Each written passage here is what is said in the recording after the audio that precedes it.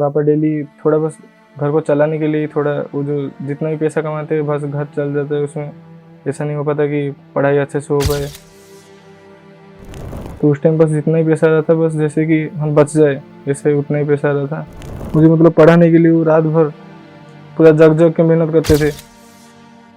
तभी भी मेरा मम्मी मुझे हौसला दी कि नहीं तू कर, समाज के लिए कुछ करेंगे तो ऐसे ही उनका नाम हो जाएगा।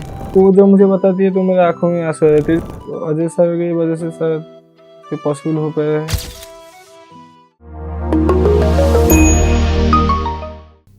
माँ के पैरों का दर्द, पापा का बोझ और एक सपना डॉक्टर बनने का।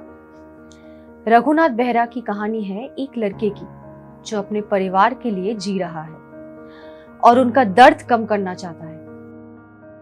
आप अपने बारे में थोड़ा बताएं, बचपन कैसा था आपका, कहाँ से बिलोंग करते हैं आप और आज तक का सफर कैसा रहा? मेरा नाम रघुनाथ बेहरा है। मैं पूरी डिस्ट्रिक्ट का एक गाँव बाजापुर से बिलोंग करता हूँ। घर में मेरा पापा है, मम्मी है और एक छोटा सा भाई और ग्रैंड मदर है। पापा डेली लेबर है और मम्मी टेलरिंग का काम करती है। बचपन से देखता हुआ आ रहा हूँ कि फाइनेंशियली प्रॉब्लम बहुत फेस किया है फैमिली। और पापा डेली थोड़ा बस घर को चलाने के लिए थोड़ा वो जो जितना भी पैसा कमाते हैं बस घर चल जाता है उसमें। ऐसा नहीं हो पाता कि पढ़ाई अच्छे से हो पाए। और ऐसा लाइफ ऐसे ही चलता था। लेकिन जब लॉकडाउन हुआ उसके बाद से उनको काम भी नहीं अच्छे से मिल पाया। और उस टाइम तो बहुत ही वीक हो गया था, फैमिली फाइनेंशियली बहुत वीक हो गया था। तो उस टाइम बस जितना ही पैसा रहता बस जैसे कि हम बच जाए ऐसे उतना ही पैसा रहता। और उसके बाद से मम्मी भी उसका थोड़ा टेलरिंग का काम वो थोड़ा थोड़ा सीख के शुरू कर दिया टेलरिंग का काम। और वो बहुत मेहनत किया है मेरे लिए, मतलब रात भर पूरा वही काम करती है। और उसका पैर भी बहुत दर्द करता है उसी की वजह से। तो ये मुझे अच्छा नहीं लगता है क्योंकि मेरा मम्मी का स्ट्रगल बहुत ही ज़्यादा मेरे से बहुत ज़्यादा स्ट्रगल वही की है।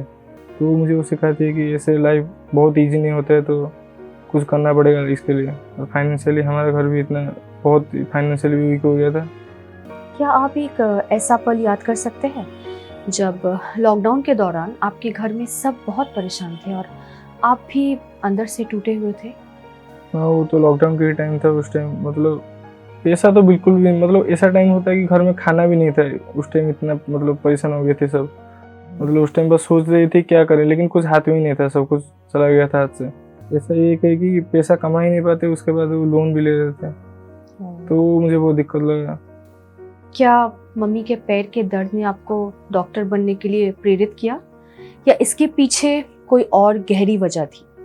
हाँ, कि मेरा भी आँख में थोड़ा प्रॉब्लम है, आई साइड प्रॉब्लम है। तो मैं मतलब बचपन से जाता रहा हूँ मेडिकल में, वो देखता हूँ वो डॉक्टर को, तो थोड़ा उनसे इंस्पिरेशन मिलता है। और घर में भी जो जैसे बताया कि मम्मी का एक बार ऐसा एक हुआ था इंसिडेंट कि मम्मी का 2 साल 3 साल हो गया है, उनका थोड़ा पैर में इन्फेक्शन जैसा टाइप से कुछ हो गया था।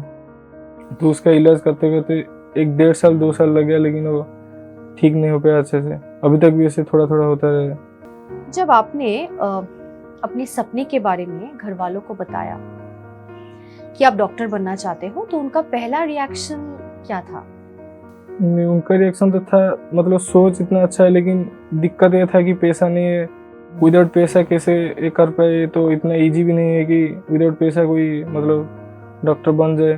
तो उनको भी लगता था कि ऐसा नहीं हो पाएगा, शायद नहीं हो पाएगा ऐसा।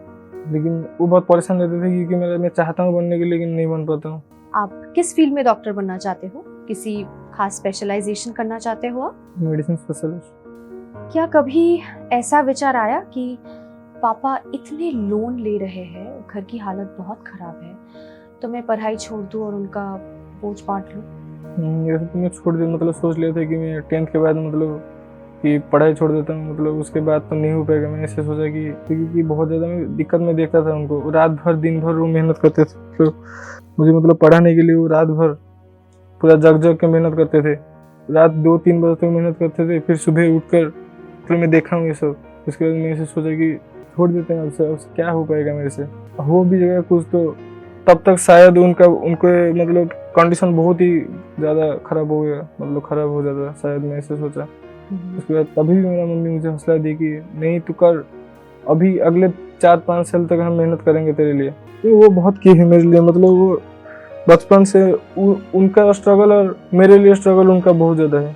तो आपके पापा जब परिवार के लिए इतनी मेहनत से मजदूरी करते हैं तो उन्हें इतना संघर्ष करते देखकर आपको क्या महसूस होता है? खराब तो बहुत लगता है, लेकिन मैं ऐसा चाहता हूँ कि उनके लिए कुछ अच्छा कर सकूँ मैं, उनका मतलब मेहनत अच्छा हो, सफल हो, ऐसा मैं सोचता हूँ। फिर आप जब डॉक्टर बन जाएंगे तो परिवार के लिए आप ऐसा क्या करना चाहेंगे जिससे उनका सर गर्व से ऊंचा हो जाए? समाज के लिए कुछ करेंगे तो ऐसे ही उनका नाम हो जाएगा। सबसे अच्छा खुशी तो वही हो सकता है मेरे लिए शायद। और मम्मी के इलाज के लिए आपने क्या सपने देखे हैं वो भी बताइए हमें। क्या आप उनकी सेहत के लिए कुछ खास करना चाहेंगे? हाँ, ट्रीटमेंट उनका भी ट्रीटमेंट करना चाहता हूँ। आपका तो एक छोटा भाई भी है, तो भाई के लिए आप किस तरह का मिसाल बनना चाहते हो जब वो आपको देखकर बड़ा हो रहा है? शायद मुझे भी ऐसे ही लगता है कि उसके लिए अच्छा नहीं हो पाता है, क्योंकि ऐसे नहीं, पॉसिबल नहीं है कि दोनों को एक साथ पढ़ा पाए दो घर में। तो शायद मैं भी एक ऑब्स्टेकल हूँ उसके लिए, शायद मैं सोचता हूँ। मैं चाहता हूँ कि मैं मतलब आगे जाके डॉक्टर बन जाऊँगा तो उसको पढ़ा लूँगा। जब पहली बार आपको जिंदगी फाउंडेशन के बारे में पता चला तो दिल में क्या फीलिंग थी? क्या तुरंत लगा कि ये सपने के और करीब ले जाएगा? नहीं, मैं तो पहले से कभी सोचा नहीं था कि ऐसे मतलब ऐसे कोई है कि पढ़ाई दे मिल पाएगा, ऐसे फ्रीली सब कुछ पढ़ाई फ्रीली मिल पाएगा। मैं कभी सोचा ही नहीं था पहले से। तो अजय सर की वजह से शायद ये पॉसिबल हो पाया है। अजय सर के लिए आपका क्या संदेश है? उनका शुक्रिया आप दिल से कैसे अदा करना चाहेंगे, ये हम सबके साथ आप शेयर कीजिए। बहुत ही अच्छा लगता है, मतलब ऐसा उनके वजह से, मतलब आज एक मतलब मन में एक है, तो उनके वजह से एक ये फीलिंग्स तो आ रहा है कि कुछ हो पाएगा, पॉसिबल, एवरीथिंग इज पॉसिबल। ऐसा लग रहा है कि पहले से नहीं लगता था। पहले से लगता था कि शायद इधर तक ही था मेरा सफ़र, लेकिन अब से उनके वजह से ऐसा लग रहा है कि सफ़र आगे भी बहुत है। अच्छा, तो जब आप पहली बार अजय सर से मिले तो वो मुलाकात कैसी रही? क्या कुछ खास याद है उस पल से? पहली बार तो मिला था उनके साथ, इंटरव्यू में एक बार हुआ था। उस टाइम वो ये सब पूछे थे कि क्या क्या फाइनेंशियली वो कंडीशन है, वो ये सब पूछे थे, क्या क्या दिक्कत वगैरह तुम फेस की हो। यहाँ आने के बाद आपके दिन का रूटीन कैसा होता है? यहाँ आने के बाद तो बोले था कि कभी सोचा नहीं था कि ऐसे इतना अच्छा मैं पढ़ पाऊंगा, इतना अच्छे इन्वायरमेंट, इतना अच्छे लाइफ टीचर्स मिल पाएंगे मुझे गाइड करने के लिए।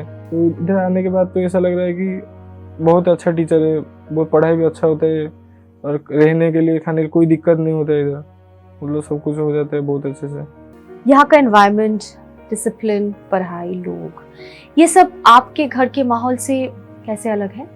मेजर डिफरेंस, बहुत तो डिफरेंस है घर के इन्वायरमेंट, इधर इन्वायरमेंट है। क्योंकि घर में क्या होता है कि घर में ऐसे एक दिक्कत बहुत सारा है, लेकिन वो घर में मुझे पेरेंट्स से नहीं चाहते कि मेरे ऊपर प्रेशर आए, लेकिन मैं उनको देख के प्रेशराइज हो जाता हूँ कि वो ऐसे कैसे कर रहे हैं, मतलब उनको देख कर अच्छा नहीं लगता। लेकिन वो जो इधर आने के बाद एक मतलब वो इन्वायरमेंट थोड़ा मतलब जो कम प्रेशर लगता फील होता है, और पढ़ने में बहुत ईजी होता है, इसलिए इसी वजह से। आपकी जिंदगी का अब तक का सबसे ज्यादा इमोशनल मोमेंट कौन सा रहा है जो दिल से आप कभी नहीं भूल पाएंगे? सबसे मेरे लिए इमोशनल ये है कि जब मेरा मम्मी मुझे बताती है कि मेरा जिम्मेदार क्या है, मतलब मेरा काम क्या है, जो मुझे बताती है कि तुझे ही सब कुछ आगे जाके संभालना पड़ेगा। वो बहुत कर चुके हैं और वो नहीं कर पाएंगे शायद, तो मुझे जाके से बहुत कुछ करना पड़ेगा।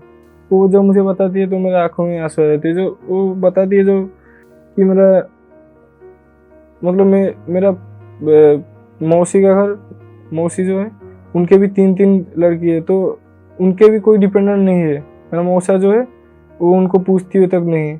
तो मेरा नाना जी का फैमिली और मेरा फैमिली को मुझे ही मतलब ये करना पड़ेगा, संभालना पड़ेगा। तो वो मुझे बताती है, तो वो सबसे मेरे लिए इमोशनल मोमेंट है। रघुनाथ ने दिखाया मुश्किलें जितनी भी हो, सपने कभी छोटे नहीं होते। कल वो सिर्फ डॉक्टर नहीं बनेगा, अपने माँ पापा के लिए एक गुरूर बनेगा।